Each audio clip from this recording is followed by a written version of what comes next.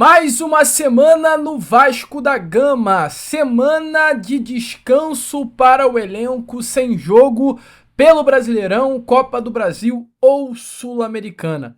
Mais uma semana, meu amigo, que ficará marcada por um período ruim do Vasco dentro de campo, que neste momento se aproxima da zona do rebaixamento e iguala novamente a temporada ruim de 2024. Passa ano e o Vasco segue na mesma.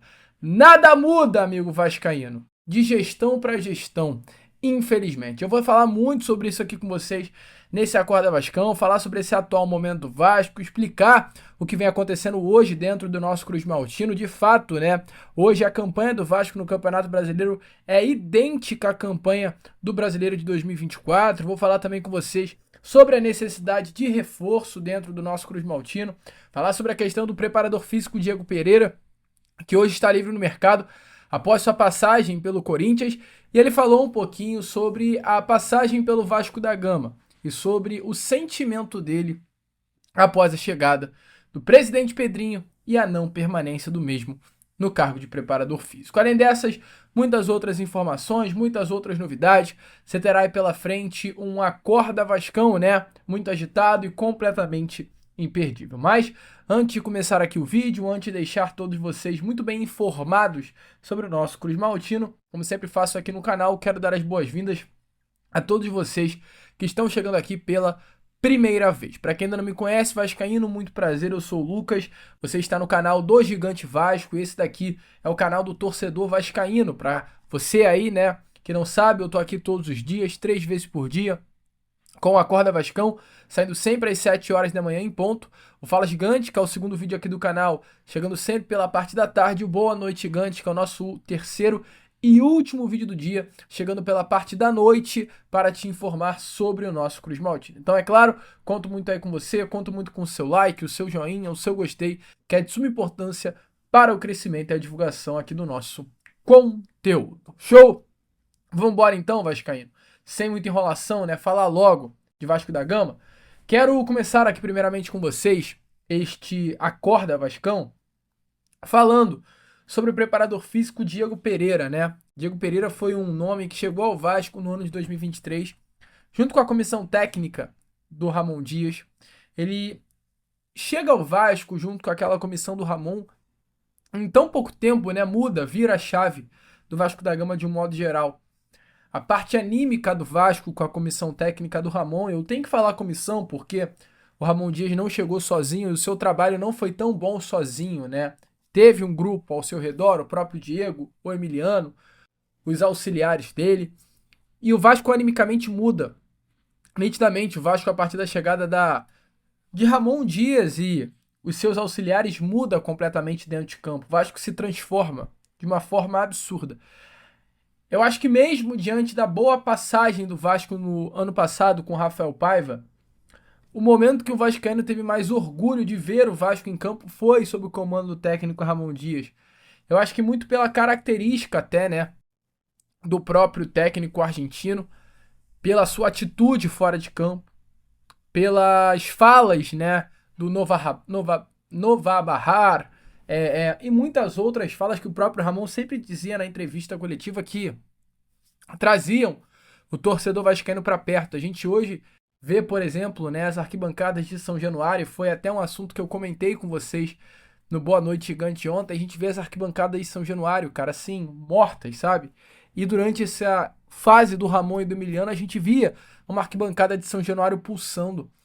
Então foi importante a passagem de Ramon por aqui, por esse lado anímico, de relação com a torcida, mas também por um lado de desempenho, de Vasco, de time. E muito da virada de chave do desempenho do Vasco da Gama naquele brasileiro foi por conta do Diego Pereira. Porque em muitos jogos, né, a gente via um Vasco que não era capaz de, tecnicamente, taticamente, vencer os jogos por ter um elenco ali muito limitado. A gente via um Vasco que fisicamente era superior aos seus adversários.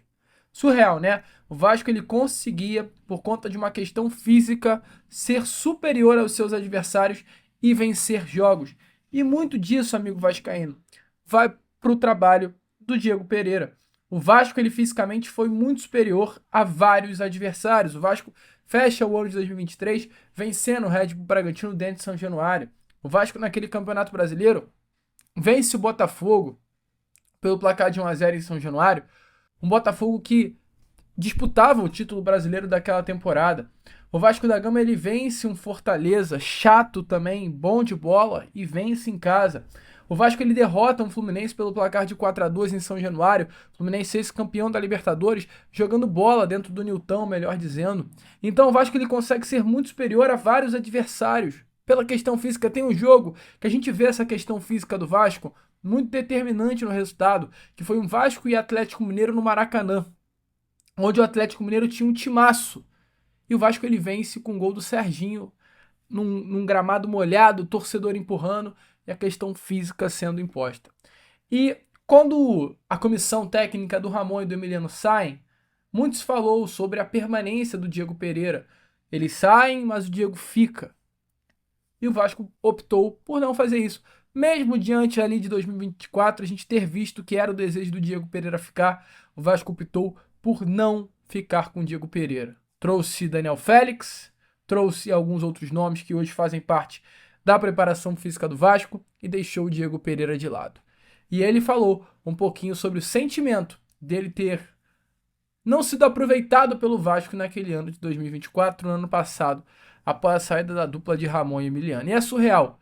O Vasco teve a audácia de oferecer para um dos melhores preparadores físicos do Brasil o cargo de gerente da base. Se liga só nessa loucura que a diretoria vascaína aprontou e ainda perguntam por que o Vasco está assim nesse momento. Tá aí, ó, mais uma prova da gestão ruim do nosso Cruz Maltino. Flávio, são 20 anos no futebol profissional, né, cara? São 20 anos trabalhando como preparador físico. E, para ser sincero, eu já estou vacinado, entendeu, Flávio? Acho que hoje em dia nada mais me assusta, nada mais me magoa. Virei um pouco coração de pedra em relação a isso.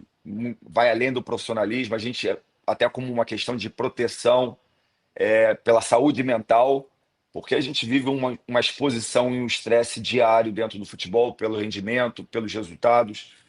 E sim, fiquei chateado porque, por alguns motivos, acho que principalmente por tudo que foi executado e como fui tratado nesse final, foi um pouco conturbado, mas assim, respeito, entendo o momento do clube. Tinha um momento particular meu, né? O meu pai estava passando por um problema de saúde grave naquele momento e era um momento em que eu ficaria um pouco próximo dele. Infelizmente, eu perdi meu pai tem 5 meses, mas de uma certa forma eu sou grato ao Vasco da Gama por ter me dado a oportunidade de passar praticamente um ano, o último ano de vida do meu pai, eu próximo, eu que passei 10 anos no mundo árabe. Então, graças ao Vasco, eu fui capaz de trabalhar em alto nível, é, colocar alguns sonhos, realizar alguns sonhos dentro do Vasco e estar próximo do meu pai. No final, foi um final conturbado, infelizmente, foi um final talvez de certa forma político, né, de uma retomada do associativo sobre a SAF. Foi uma saída muito conturbada do Ramon Dias e que eu, por ser o preparador físico do Ramon Dias, eu sou muito grato ao Ramon. Se o Vasco realmente concretizasse algo sério, que eu acredito que me oferecer como coordenador de performance da base não foi algo sério, foi algo talvez, não diria desrespeitoso, mas de uma certa forma leviano. Talvez foi por uma questão contratual, enfim, não cabe a mim a julgar, mas acredito que foi um pouco conturbada essa saída. Ficou aquela dúvida do que poderia acontecer, mas sem dúvida alguma, se houvesse realmente uma concretização naquele momento de um pedido para eu ficar, eu deveria levar em consideração também a gratidão que eu tenho pelo Ramon Dias e pelo Emiliano, que foram caras que a gente já trabalha junto há 5 anos, sempre em alto nível, sempre me dando um respaldo gigante, uma confiança no meu trabalho muito grande, que hoje eu vejo o quanto é difícil, principalmente o único brasileiro no meio de 5 argentinos, ter tanta liberdade para trabalhar como eu tenho. Talvez, para ser sincero, eu não sei se eu teria tanta liberdade para trabalhar se eu tivesse dentro de uma comissão de brasileiros, né? Essa é a grande verdade. Eu tenho a liberdade para, além de produzir treinamentos, controles de cargas, eu tenho a liberdade de falar dentro do vestiário, de ser uma voz ativa, de ser mais uma voz dentro da comissão e sem vaidade, né? Eu me considero apenas uma peça dentro daquela engrenagem, e eu sei que eu posso ajudar. Eles entendem isso até pela questão do idioma, até pela questão do meu caráter, da minha identificação, de conseguir me expressar bem com os atletas. Então, assim, para ser sincero, Flávio, se naquele momento o Vasco fizesse uma proposta decente para que eu ficasse, ainda seria difícil por conta de toda a gratidão que eu tenho pelo Ramon e pelo Emiliano, mas isso não aconteceu, no meu ponto de vista. Eu posso estar sendo também injusto com o clube.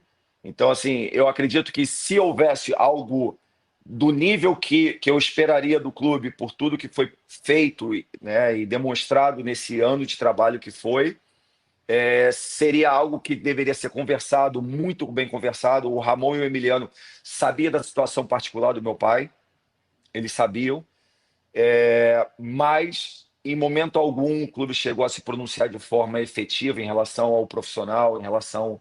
Foi me falado por telefone, na época, um advogado que representava a SAF, me oferecendo a coordenação, sim, de performance da base, e que, infelizmente, prontamente eu recusei. Bom, amigo torcedor vascaíno, então, como vocês viram aí, né, essas foram as palavras do preparador físico Diego Pereira, né? Deixa a sua opinião nos comentários sobre o que você, amigo torcedor, achou das palavras do ex-preparador físico do Vasco. E é claro, né, se você, na posição do presidente Pedrinho, faria diferente. Nesse momento, com o Diego Pereira lá de bobeira, porque está livre no mercado, sinceramente, por que não contratá-lo, cara? Tem coisas assim que eu entendo, mas eu finjo não entender. Sabe, esse negócio de vi, mas não vi? É isso, a gente entende, mas eu não consigo mesmo assim compreender como um dos melhores preparadores físicos do futebol brasileiro, livre no mercado, doidinho pra vir pro Vasco, não vem. É, é completamente surreal, meu amigo torcedor. Surreal, porém, mais do que o Diego Pereira ficar de fora, a gente olhar para a tabela do Campeonato Brasileiro e ver o Vasco fora da zona do rebaixamento, tá? Porque o Vasco segue fora da zona do rebaixamento após o término dessa 11ª rodada de Brasileirão, né? O Vasco tinha 4 adversários abaixo dele, aliás, 5 adversários abaixo dele, e desses 5, 4 poderiam ultrapassar o Vasco nessa rodada. Vitória, Fortaleza, Santos e Juventude. O Vasco deu a sorte dos 4 adversários que poderiam ultrapassar o Vasco nesta rodada, nenhum ter conseguido conquistar a vitória, 3 perderem e apenas um, que foi o Vitória, empatar com o Corinthians dentro da Neoquímica Arena. O Vasco, volta a repetir, deu sorte, mais sorte do que de fato competência. O Vasco, então, diante disso, vai para essa próxima rodada de Campeonato Brasileiro, jogo que vai acontecer contra a equipe do São Paulo, apenas no dia 12 de junho, numa quinta-feira, necessitando da vitória. O Vasco, nesta 12ª rodada, vê os seus adversários pela zona do rebaixamento, no caso o Juventude sem jogar, porque o Juventude jogaria com o Palmeiras e o Palmeiras estará no Mundial de Clubes. Verá o Santos enfrentar o Fortaleza, então são 2 adversários diretos ali na luta para não cair, e verá a equipe do Vitória enfrentando o Cruzeiro dentro do Barradão. Vasco vai para esse jogo contra o São Paulo no Morumbi, precisando da vitória para terminar aí, né, de forma parcial, de fato, esse brasileiro, porque o Brasileirão ficar parado aí por um mês, ficará parado por um mês para o Mundial de Clubes, mas tranquilo. O Vasco não pode parar para o Mundial de Clubes dentro da zona do rebaixamento, tem que ter por objetivo fechar aí antes dessa parada do Mundial fora do Z4. E falando em Z4, falando, né, em Brasileirão, como está aparecendo aí na imagem a vocês agora, neste momento, este é o Campeonato Brasileiro do ano passado, 2024, exatamente após o término da 11ª rodada. A gente vê o Vasco da Gama, amigo torcedor vascaíno, com o mesmo número de pontos no ano passado, nesse ano novamente. O Vasco tinha no ano passado, nesta rodada, 10 pontos, igualmente a essa temporada. O Vasco tinha no Campeonato Brasileiro do ano passado 3 vitórias, igual tem nessa temporada. O Vasco tinha no Brasileiro do ano passado um empate, igual tem nessa temporada. E o Vasco tinha no ano passado 7 derrotas, igual tem nessa temporada. A única diferença do ano passado para esse ano é que o Vasco tinha no ano passado 22 gols contra. E nesse ano o Vasco da Gama tem apenas 15 gols contra e o mesmo número de gols pró, no caso 11, né? Então o Vasco no ano passado fez 11 gols em 11 rodadas e nesse ano novamente repetiu o feito de ter 11 gols em 11 rodadas. Então o Vasco da Gama ele repete exatamente a mesma campanha. No ano passado o Vasco após o término dessa rodada estava na 15ª colocação e nesse ano o Vasco também está na 15ª colocação. Que loucura, né, cara? Tem coisas que são difíceis de entender. A sorte é que na temporada passada existia um rapaz chamado Rafael Paiva que tirou o Vasco da Gama dessa situação e a minha preocupação é se esse ano o técnico Fernando Diniz terá também a capacidade de tirar o Vasco desse momento turbulento que vive na temporada de 2025. Tal gestão do presidente Pedrinho que tanto criticou, né? A gestão da 777 Partners está infelizmente indo pelo mesmo caminho.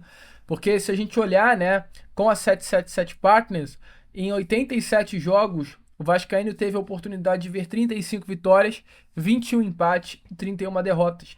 Na gestão Pedrinho, até o momento, em menos número de jogos, no caso 79, já temos o mesmo número de derrotas, 31, 27 vitórias. A gestão da 777 teve 35 e 21 empates. A gestão do Pedrinho tem 21 também. Então, o aproveitamento da 777 era melhor do que é nesse momento o aproveitamento da gestão do presidente Pedrinho. Então, assim, tá difícil de hoje ver o nosso Cruz Maltino. E mais revoltante do que nunca é ver quanto a atual diretoria reclamou da gestão da 777. E eu acho, volto a repetir, a 777 tinha que ter saído do Vasco. O presidente Pedrinho foi certo em tirar esse grupo norte-americano de dentro do nosso Cruz Maltino. Não estou aqui defendendo os gringos, mas o que eu quero dizer é, a gestão do presidente Pedrinho, quando não estava no poder, reclamou tanto desses caras, reclamou tanto que os norte-americanos não sabiam fazer futebol e hoje estão conseguindo ter um aproveitamento pior do que esses caras, ter um desempenho esportivo pior do que os americanos que passaram por aqui. Ano passado, né, até ali em meados do mês de abril, o próprio Pedrinho e a gestão que entrou com ele no Vasco, eles tinham uma filosofia já de Vasco da Gama. Eles acreditavam que havia uma falta de estratégia na gestão da SAF Cruz Maltina e até chegaram a fazer vários questionamentos nos 250 milhões de reais que a 777 investiu em reforços. E até a frase da matéria do GE era 250 milhões em reforços sem acertos em campo até o momento.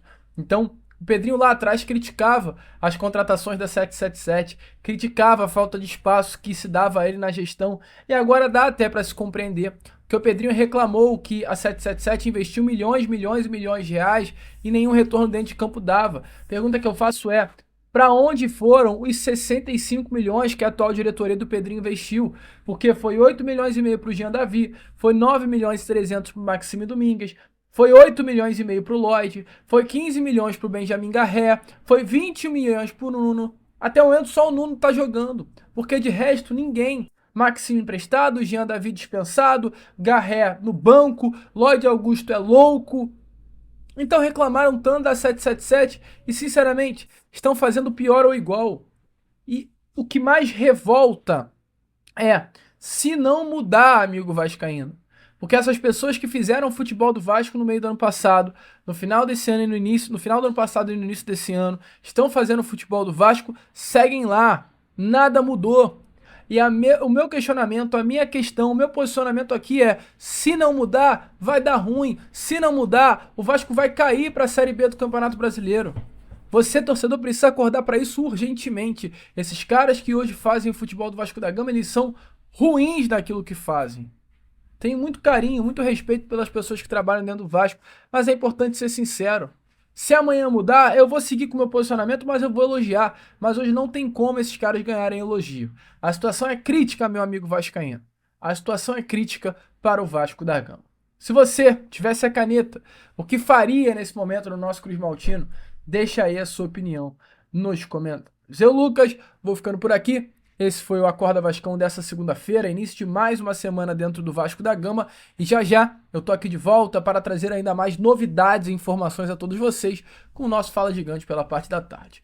Que vamos, curta, compartilhe, se inscreva e como eu sempre falo aqui, saudações Vascaínos!